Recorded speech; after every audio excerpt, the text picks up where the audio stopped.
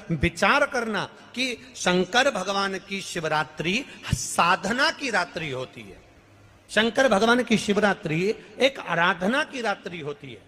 हमने पहले भी कथाओं में कहा, हर महीने शिवरात्रि आती है, प्रत्येक महीने शिवरात्रि पड़ती है, और प्रत्येक महीने की शिवरात्रि पर अगर आपसे बन सके, आप दुनिया में अगर आपके पास में लोग कहें कि ये बहुत गरीब व्यक्ति है, बहुत साधारण व्यक्ति है, इसके पास धन नहीं है, वैभव नहीं है, सत्ता नहीं है, इसके पास खुद का मकान नहीं है, इसके पास खुद की प्रॉपर्टी नहीं है, इसके पास खुद की दुकान नहीं है, दूसरे के यहाँ काम करता है, इसके पास कुछ भी नहीं है, हम उनसे कहेंगे 12 महीने शिवरात्रि आती है, 5 जगह पर चढ़ाई हुई बेलपत्र, आप एक वर्ष 12 शिवरात्रि का एक नियम ले लो, 5 जगह पर बेलपत्र समर्पित करना सीख जाओ।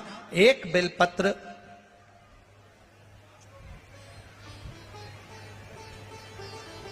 ये शिवलिंग, ये जलाधारी, बहुत ध्यान से देखना, ये चरण जहां से जल नीचे गिरता है, गणेश जी का स्थान, कार्तिकेय जी का स्थान, ये हस्तकमल माता पार्वती जी का हाथ हस्तकमल, शिवलिंग भगवान शंकर का स्थान।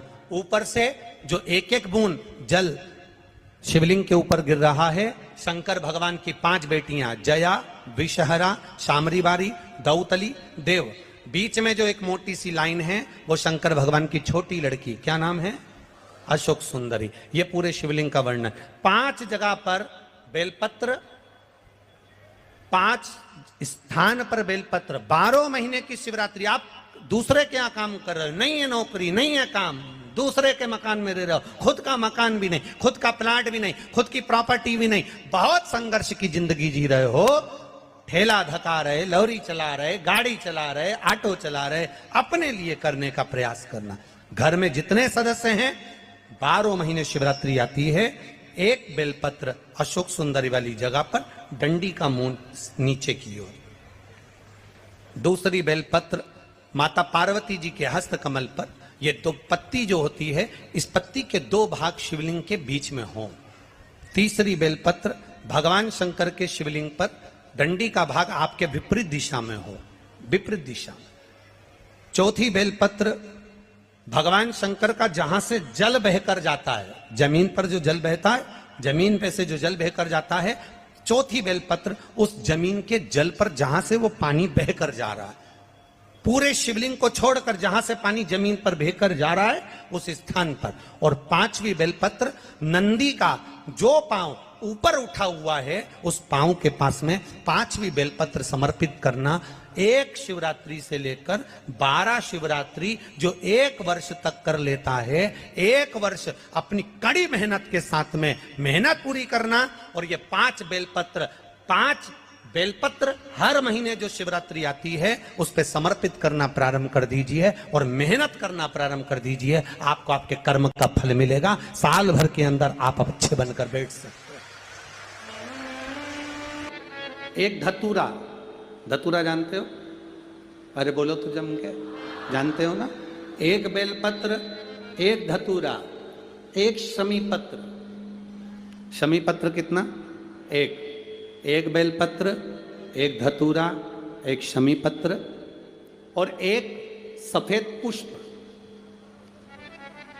केवल एक सफेद पुष्प। एक आखा चावल का दाना, आखा का मतलब जानते हो? मतलब पूरा सेगा चावल का दाना। एक चावल का दाना, एक सफेद पुष्प, एक धतूरा, एक बेलपत्र, ये सब हाथ में लेकर, अगर तुमको ऐसा लगता है कि आपको ऐसा महसूस होता है कि मेरी सारी राहें बंद पड़ी हुई है और मैं जिस काम में हाथ डालता हूँ वो काम आज होता ही नहीं, दिन लग जाते हैं। जब दुनिया के लोगों के पास में सुख आ जाता है तब भगवान मुझे सुख देता है, जब दुनिया का भला हो जाता है तब मेरा भला होता है।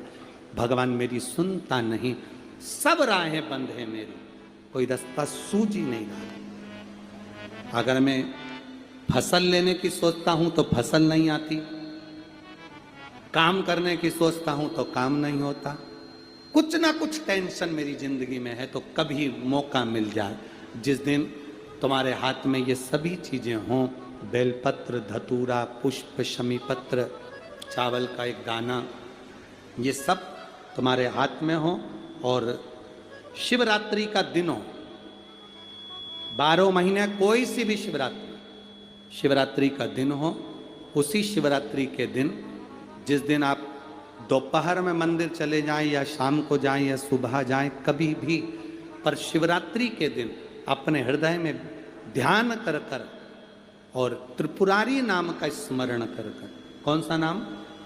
त्रिपुरारी नाम का स्मरण कर कर भगवान शिव से अपने मन की बात कहकर, भोला सब दुख काटो, त्रिपुरारी नाम का स्मरण कर कर हाथ में लेकर भगवान शिव के शिवलिंग पर अगर हम समर्पित कर देते हैं तो ये निश्चितता है राहें अपने आप खुलना प्रारंभ हो जाती है और कार्य में सफलता। त्रिपुरारी नाम सुख देने वाला। शिवरात्रि का प्रसंग कहता है, अपने मन की अभिलाषा रखकर तुम्हें जो चाहिए, एक काली मिर्ची और तिल्ली के, काली तिल्ली के 7 दाने, एक काली मिर्ची और तिल्ली के, काली तिल्ली के कितने दाने? 7 दाने हथेली में रखकर अपनी कामना कर कर मन से अपने मन के बात को कहकर शंकर भगवान के शिवलिंग पर चढ़ा दीजिए। आपकी मनोकामना, कहते हैं हर महीने शिवरात्रि आती है, इस शिवरात्रि पर, मुख्य शिवरात्रि पर चढ़ाओगे, अगले महीने की जब शिवरात्रि आएगी तो आपकी मनोकामना पूरी हो जाएगी। एक काली मिर्ची और 7 काली तिल्ली के दाने, मात्र 7। महाराज, जिसके घर में क्लेश रहता हो, बहुत ज्यादा लड़ाई झगड़े हो रहे हैं, सास बहू के झगड़े, ना बहू कुछ सुनने को तैयार ना सास सुनने को तैयार, और घर में बेचारे पुरुषों की आपत, यहाँ भाई भाई झगड़ रहे हो, सास बहुएं झगड़ रही हो, कुछ मत करिए। गेहूं की बाली को तोड़ो, गेहूं की बाली जानते हो ना, जिसमें आप लोग तो गेहूं की बाली को तोड़ना है, और बाली 7 बाली तोड़कर अपने घर में घुमाकर अपने घर का नाम और गोत्र बोलकर उसको शंकर को समर्पित कर दीजिए। जिंदगी में कभी सास बहू का झगड़ा नहीं होगा महाराज। शिवरात्रि के दिन उसको समर्पित करिए, आपके घर में कभी क्लेश नहीं मच सकता। 12 महीने शिवरात्रि आती है और शिवरात्रि के दिन रात्रि को 12 बजे शंकर भगवान पर एक धतूरा चढ़ा दो। क्या चढ़ाना है? जम के बोलिए जरा, धतूरा। ये शंकर भगवान को धतूरा चढ़ा दो।